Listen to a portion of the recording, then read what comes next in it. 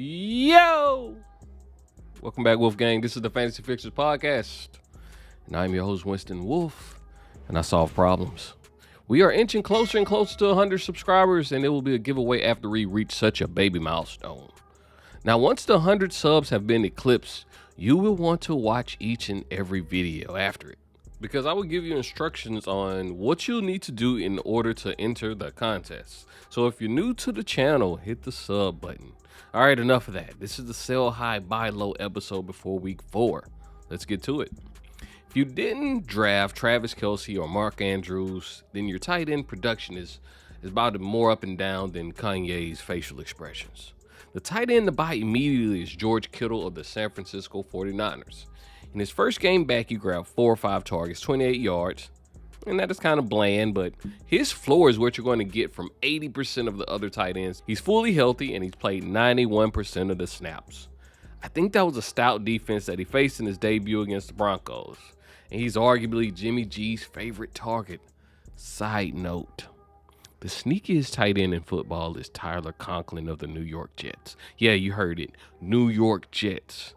He's a top 3 tight end right now. I have no idea what this means when Zach Wilson gets back, but if you're streaming tight ends, I would pick him up. Can't start him because I don't trust Zach, but see how he does with him.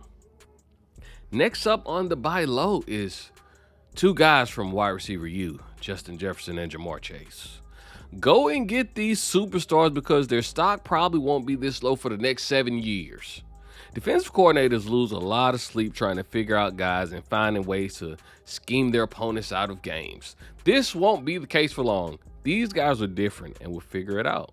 Go and get these elite wide receivers everywhere you possibly can. I can't stress it enough. You have to know when to play the short game and when to play the long game. Let me explain. Most leagues are 10 to 12 men or women, right? If you follow what I say, you'll be better than half the people in your league. I promise. Scouts honor. Boom, you're in the playoffs. Now, once you're in the big dance, it's about 80% luck from this point forward. But what you want is players on your team who have a 30-point upside, and it's only a handful of wide receivers who have that. But don't miss the opportunity of trading 2 players to get Jamar Chase if this price is right. My next buy low candidate he might be on your waiver wire, honestly, but it's Trevor Lawrence. This is Sunshine's year. He is slowly starting to be the QB that we remember that shredded the entire college world. He wasn't the number 1 overall draft pick because of his long hair or his baby face. He was the best QB prospect we've seen since Andrew Luck. He's playing with confidence, swag. The Jags shut the Colts out, all while Trevor had an 84% passing percentage. Okay, that might have been a little fluky.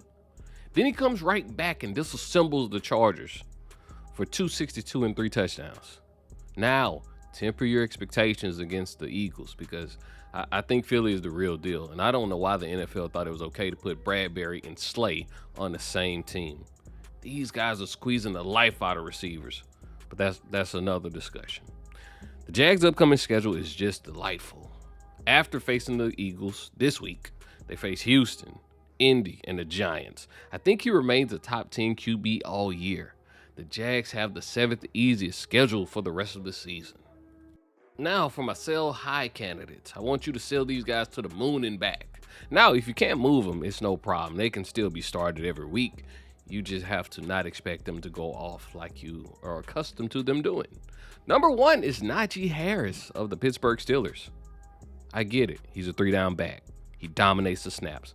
Played 80% of the snaps last week. We always say volume is king, but that only can take you so far if you're not able to move the sticks. The Steelers have the 3rd highest 3-and-out rate in football.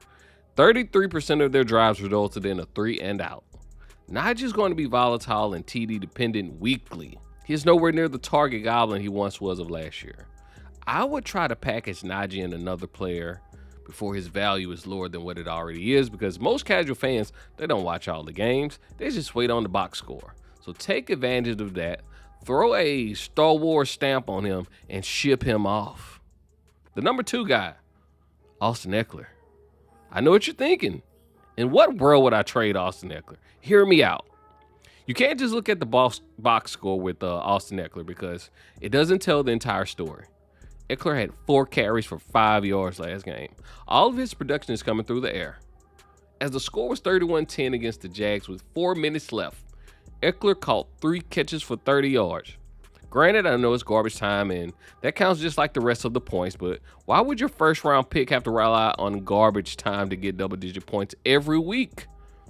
6 of his 13 points come from a desperation drive once the fat lady was done singing. The same thing happened in the game against the Chiefs. You gotta look at the play-by-play instead of the box score. He had 39 yards rushing, 9 catches for 55 yards. 17-point day. It's not bad. But he caught 4 catches for 28 yards in the last drive of the game, where the defense basically was in prevent, letting him get a ton of passes underneath. This is just starting to be a daunting trend that you don't want to be a part of. Sell high while you can if you could package him in a 2-for-1 deal. Do it. My number 3 sell high guy is Clyde Hilaire of the Kansas City Chiefs. You can't just pay attention to the box score and the end result. I want you to pay attention to the snap rate. I can't stress this enough. It's only for so long that you can be efficient on 12 touches. In week 3, the matchup where they had against the Colts, McKinnon had 33 snaps to CEH's 25.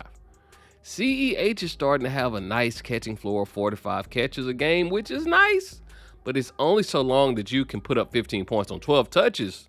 The law of averages has to catch up and you're going to be left holding the bag. Now, if you can't move CEH, I think he's still a solid RB2, but his numbers are about to start fluctuating at any moment. The number 4 sell high guy, DK Metcalf. DK had 12 targets last week. He only had 5 catches for 64 yards. He did score a TD.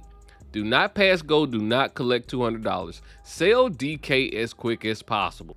Trade him and a tic-tac-toe instruction card for Joe Frazier. Yeah, the 70-year-old boxer. Get anything you can. This will be one of his best games of the year, and it's not his fault because I think he's a special talent. But Geno can't deliver the ball in the right places, and they won't have the luxury of playing Atlanta every week. Tyler Lockett is beating him in every receiver stat other than TDs. Lockett is leading in receptions, air yards, targets, you name it. The Seahawks have 4 passing TDs on the year, and 3 of those come from tight ends. Trade this man. In conclusion, these are the candidates you should buy low or sell high for week 4. If you have any fantasy-related questions, drop them in the comments. I'll be sure to answer them. I'm out.